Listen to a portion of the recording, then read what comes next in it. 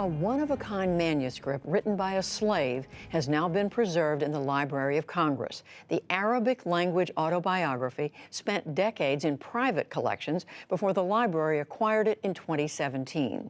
Now it has been digitized for the world to read. And Amna Nawaz reports on the manuscript's remarkable journey for our ongoing Arts and Culture series, Canvas. Born and raised in West Africa, Omar ibn Said was 37 years old when he was kidnapped and taken to America as a slave in the 1800s. Before I came to the Christian country, my religion was the religion of Muhammad. His autobiography in his native language of Arabic is believed to be the only one of its kind, the original words of a Muslim American slave. Then there came to our place a large army who killed many men and took me and brought me to the Great Sea.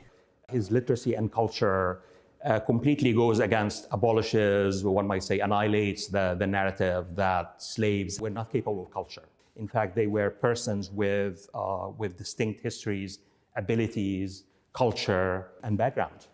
Allah al-Rais has studied and translated the words of Omar ibn Said. They sold me into the hands of the Christians, who bound me and sent me on board a great ship, and we sailed upon the Great Sea a month and a half, when we came to a place called Charleston. He was wealthy and he was highly educated, because in his autobiography he speaks about spending 25 years studying. Mary Jane Deeb is the chief of the African and Middle East Division at the Library of Congress, where Ibn Said's manuscript now lives. So there was a man who's caught at the age of 37, and shipped off to South Carolina, in a country he doesn't know, among people whose language he doesn't know. Ibn Said wrote he was sold to a, quote, small, weak, and wicked man called Johnson. After years of abuse, he fled, but was caught in North Carolina. He is then captured and brought to a jail cell, and he begins to write on the walls of his jail cell in Arabic. So that attracted attention of pretty important people, because the man who ends up buying him and releasing him from jail was the brother of the governor of North Carolina. Over time, Ibn Said converted to Christianity. In his 60s, he wrote his own story, but only in Arabic.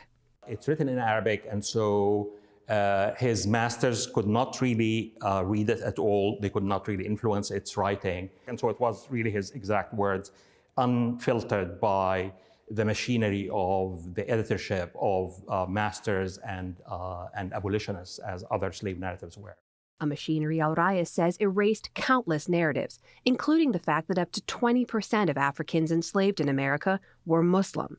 Ibn Said, in fact, chose to open his autobiography with a verse from the Quran. The crux of this Quranic chapter is that it's only God who has the possession and the ownership both of human beings and of things. And therefore, it seems to me a kind of a hidden text. What Omar is saying is that you guys have no right to own me here. It's a narrative that challenges the original concept of who the slaves were when they came here. That they didn't really have a system of belief. They were uncultured, they didn't have a written system. This is what he brings to the table and basically says that is who we really are.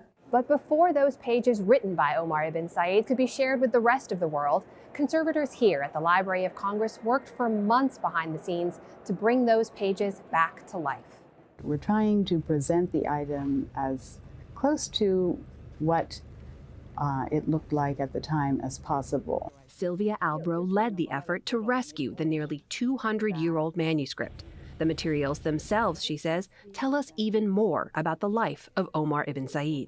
It's actually surprising that the quality of paper for his manuscript is really pretty good. The fact that he had at his disposal good quality materials is an indication of the respect that he had as a figure, even as a slave. That respect brought Ibn Said to the attention of prominent abolitionists, missionaries, and linguists at the time, who translated his story and used it in their fight against slavery. The entire manuscript is now available online for a new generation to read Ibn Said's words for themselves. For the PBS NewsHour, I'm Amna Nawaz in Washington, D.C. And what a gift it is to all of us.